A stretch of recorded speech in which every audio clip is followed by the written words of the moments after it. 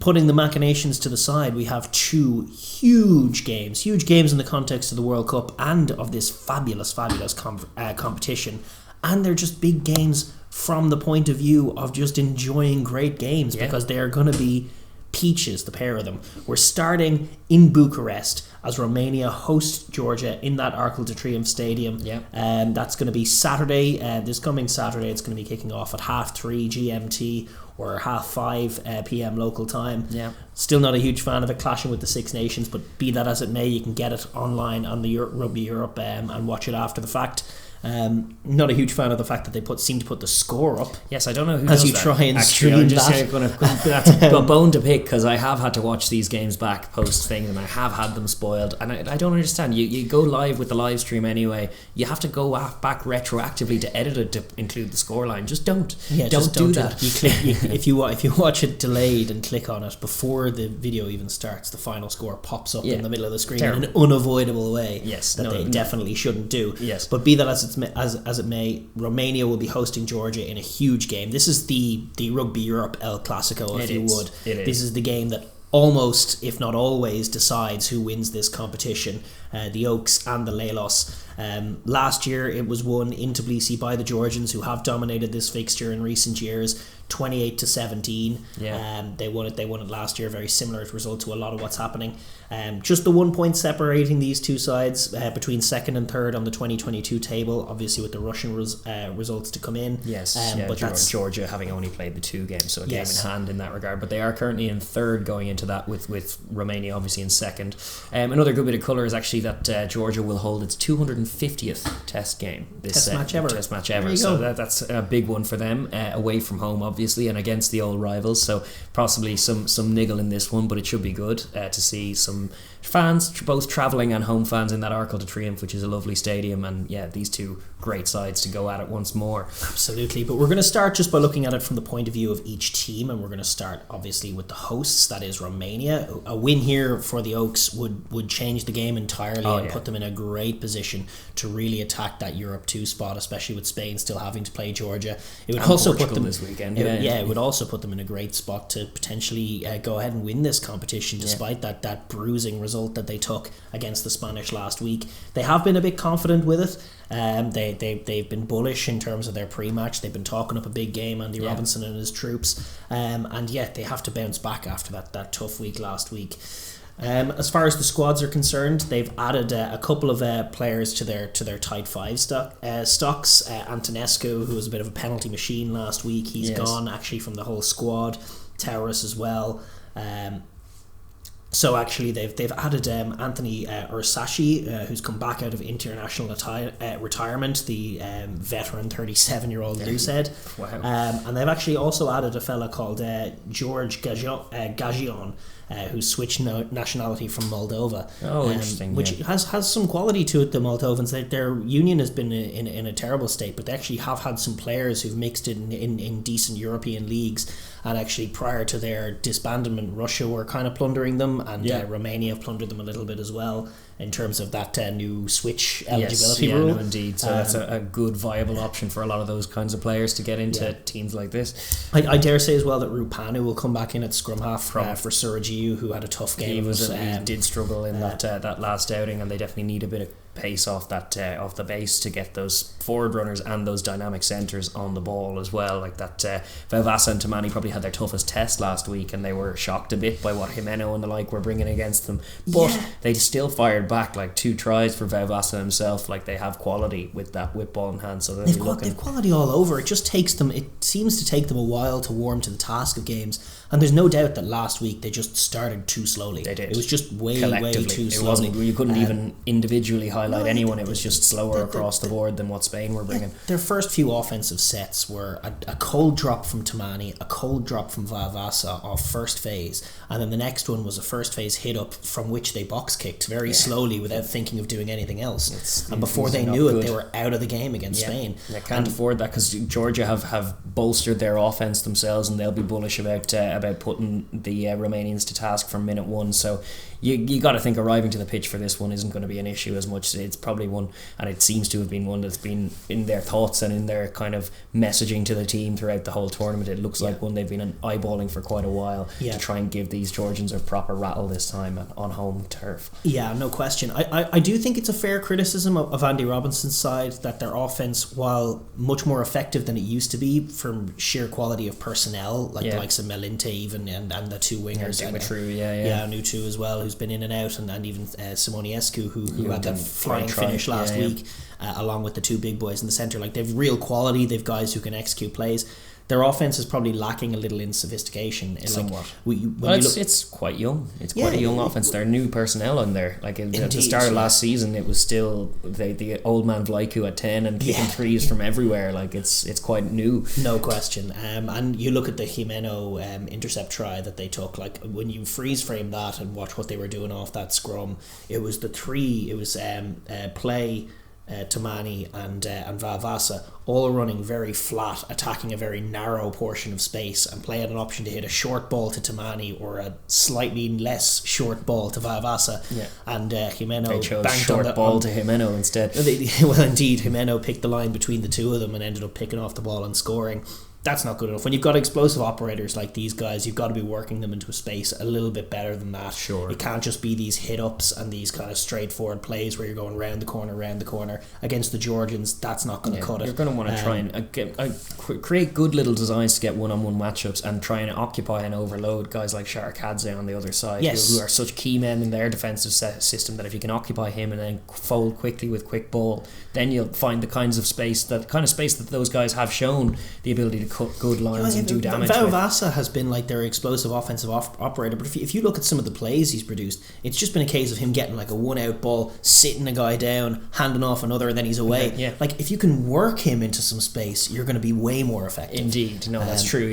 That's the next stage of evolution from the offensive point of view for this Romania team. But the task doesn't stop offensively. Like, defensively, this Georgian challenge has got tougher than it already is. They already know about the tight five challenges and the scrummaging that's going to be tested, the maul that's going to be tested, but now this Georgia team are moving the pill with a bit more assured kind of confidence and a bit more tempo with Aprasidze and Lobzanadze. Now they have two halfbacks who can control tempo and kind of get those big forwards running around the corner at them. So defensively they're going to have to arrive to the pitch of the battle. They can't afford a repeat of last week where they were caught flat-footed and caught cold by a very quick offense in Spain, but they can't be underestimated. Like, it'll be a slower offense in Georgia. It won't be quite as like helter-skelter tempo, but it's not going to be slow. They're going to move things quickly, and they're going to be big and physical, and they have to be alive to that danger. Yeah, they were against Portugal in moments, but they do need to arrive to a ferocious pitch of the game. One of the things, like in terms of the obviously, if they can operate with a bit more intensity in the middle of the field, that will resolve a lot of those early stages problems that they were having, not kicking passively, not playing passively. That'll resolve some of the penalties even they were giving up, and the territory all of that deficiency cascades that they had from that kind of reactive play that they were up to. They need to be proactive on both sides of the pill regardless. Totally, but if they can settle into the game, matching Georgia in those physical stakes, giving as good as they get on both offensive defense, then they can hopefully work themselves some good offensive sets where they have some real weapons. Their offensive maul, like when very you good. match it with Georgia's defensive maul, which has been a little ropey, granted, being tested against tier 1 sides, we're judging this. Like they can potentially have an in that maul area. They should. They should be looking to that area and that set piece to try and get some inroads against Georgia. They should also be brave enough to run at them and attack them, kind of resource their own breakdown, recycle, and go after them a few times. They have decent halfbacks themselves. They have good quality. Try and ask a few questions of the Georgians, even if that maul gets stymied.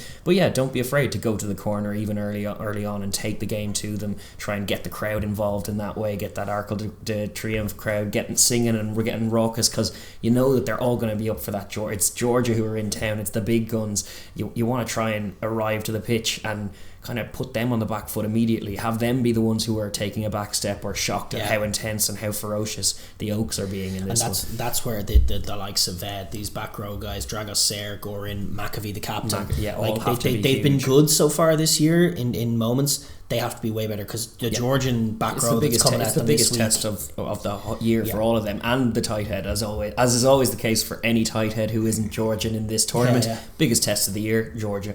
No question.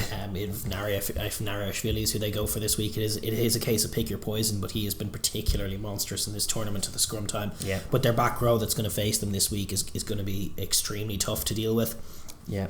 They have to play with intensity. They have to win those collisions. Otherwise, it will be a long day. Yeah. What Romania have been bringing is that physical intensity that's worn on teams. It's not going to wear on Georgia the same way it can wear on a Spanish team or a Portuguese team.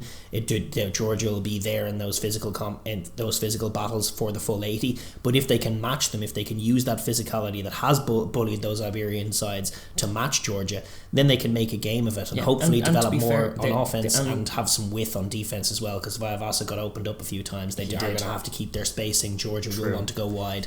That's something that he has to work on as well. True enough. But they should be confident in their fitness levels. They've been finishing games pretty strongly, so go after them from minute one and be confident that if it's tight in the final quarter, that they'll still have a little bit something left in the gas tank to go again, because they have demonstrated that on a few occasions this season as well. So don't be afraid, be brave and be proactive. If you're Romania, get after Georgia. That's the first port of call on both sides of it. Yeah, absolutely. And from the Lelos point of view, from the point of view of Georgia, obviously they haven't played now for a few weeks due to their previous fixture being cancelled, obviously with the Russians. And then questions of rust, maybe. Questions of rust, no question. Obviously, the last game that they played was the kind of non-event against the Dutch, and then their only outing really this year was the 25-all nosebleed kind of result against Portugal. What I will say though to counter that is that their squad is very exciting. This is the most exciting that the Georgian squad has been since the start of the year, without a doubt. They're kind of fit. They're looking fit. They could potentially field a back line of Aprasidze, Absendadze. At halfback, obviously Sharakadze and Kvesaladze back in there in the centre, and then Niniashvili back healthy, playing top couture's footy, playing brilliantly last weekend in the top couture. So he was. He's consistently brilliant. This kid. He's going to come in at fullback, and then they've obviously got the wonderful Tabitsadze on the right wing with one of Meshki or Todua or Tapladze to put in on the other wing.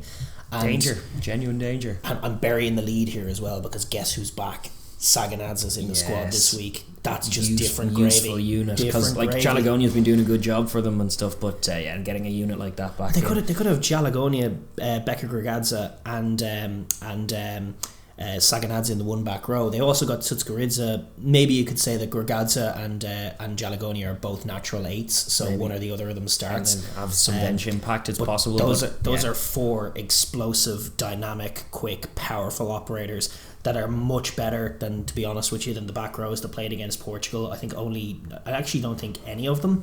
No, they had one of those four. They had Jalagonia against Portugal, none of the others. That is a game-changing back row. That is actually the basis, more even than the front row. For this Georgian side, it is all about the back row forwards and their explosivity and power. And their ball play. Some of their ball playing ability is very good as well. Yeah, they've improved in that area. So they're always spoiled for choice in some of those loose forward, stocky men that they have. But those three that you're citing there are just really, really good. Those four even that you're citing there, really, really good operators. And if they're going to try and impose themselves on Romania, it'll involve that breakdown battle. It'll involve all of the purview of that back row. Saganadze saying to McAvee, sit down, son. Get out of the way. That's the kind of key. That's what they want to create. Is like, yes, they want to move with a bit more speed and try and develop their offense, but it is built on dynamism and power through that collision zone that they just love, and it's setting that template, particularly away from home against this old rival that is the Oaks. If they can sit down, like you say, Captain McAvee, perfect, run through him, set the tone early on, and just from then kind of roll on into your own offensive sets. They should be confident of, with the supremacy they've enjoyed in this fixture over the last few years, just be confident of, if it does get tight, even if things go against them for a wee while, no need to panic. They do display good patience generally in this tournament, and they should lean on that here. They know that it'll come good for them if they stick to their process, so just be the patient side, be the physical, powerful side, and try and impose themselves on what Romania are bringing. Yeah, indeed. And from a defensive point of view, we saw Spain do kind of a bit of a job on Romania early doors, and certainly from a Georgian point of view, if you're looking at taking the Oaks' kind of key strengths against them and kind of exposing them for being perhaps a little limited on offense still, even though they've expanded so much, you can probably boil down their strengths to three key areas. So basically the midfield hit up off set pieces they go back to again and again and again. It'll be Tamani or Vaiavasa, and that is how they'll start every set. And that is the job of, if it's a shortened line out, you'd be tempted to put Saganadze or one of the back row forwards out there to smash those guys. So it's Goridza maybe, and then also Sharakadze, who does their leading of that defence and reading of the game. Does a fine job of it at the minute as well. He's playing very well, captaining the side, leading them well from 12, as so many 12s do in this tournament. He's shutting down that midfield, as Spain did, with just intensity and good reading of the game and a bit of power, just exposing the Romanian offence for not having that much deception to it. That's a key starting point.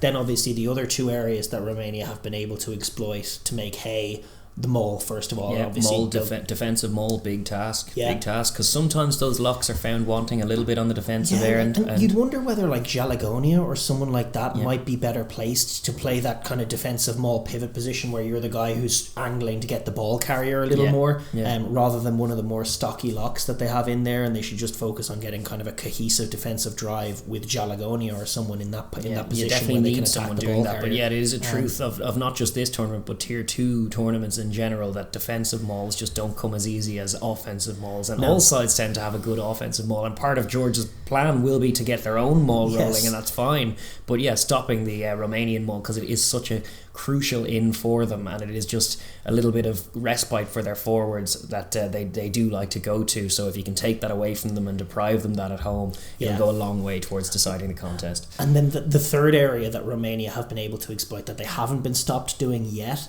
is the sort of relentless physicality of their one-out runners that tends to tell come third and fourth quarter, where they just go around the corner. Against both Iberian sides, you saw them finish the stronger because of that. Just round the corner with Rupanu driving that tempo, and that's where Georgia will really back themselves to be physical, strong, and say to Romania, swallow them up with a choke tackle or something. You can't do this to us. We're just as strong as you. Smash them back. And if they do that on the defensive end, if they can have success in the defensive maul, in shutting down the midfield hit up, and in stopping those power one out runners from the ruck, the game will pretty much be theirs already. That is true. And then it's up to their own accuracy and their own kind of play design and patience with ball in hand to try and grab the scores they need to see them home. But those three areas that you highlighted there, pretty pivotal parts of the Georgian game plan to shut down Romania first and foremost, and then this isn't old school Georgia either. This is a Georgian team, like their explosive runners, be they Niniashvili or Saganadze, are on the edge. Like they're Jalagonia hangs out on the wing a lot as well. They're going to look to play with width and tempo in a way that they haven't for many years really. And we even saw it against Portugal in that last play that unfortunately didn't yield a try,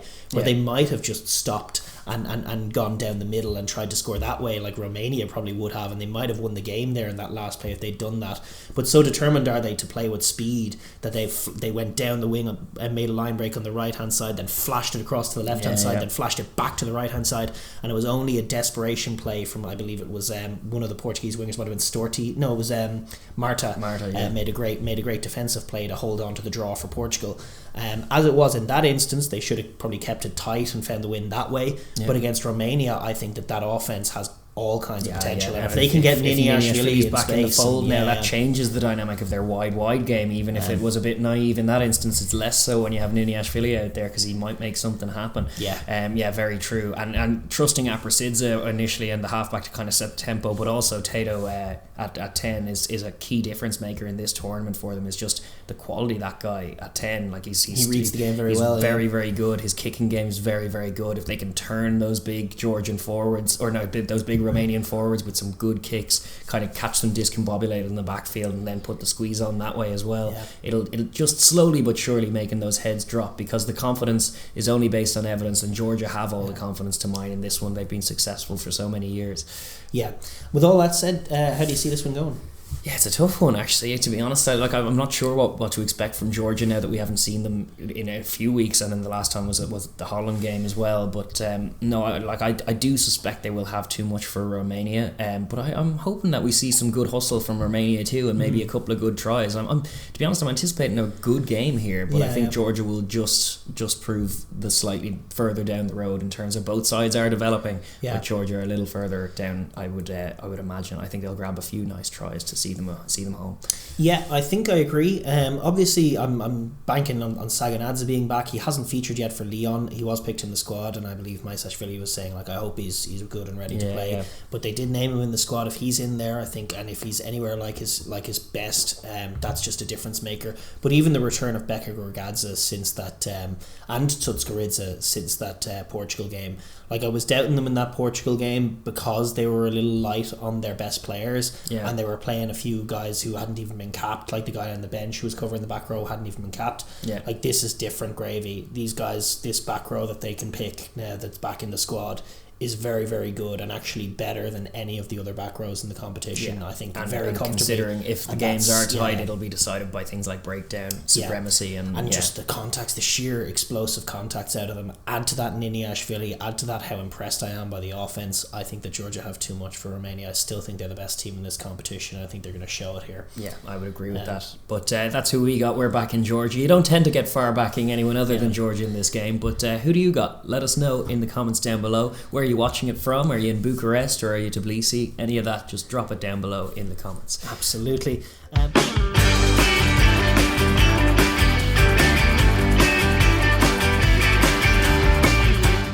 Thank you very much for watching the Overlap Rugby podcast. If you enjoyed that video, be sure to give it a like, share with your friends, and leave a comment down below as well. We really do want to hear your thoughts.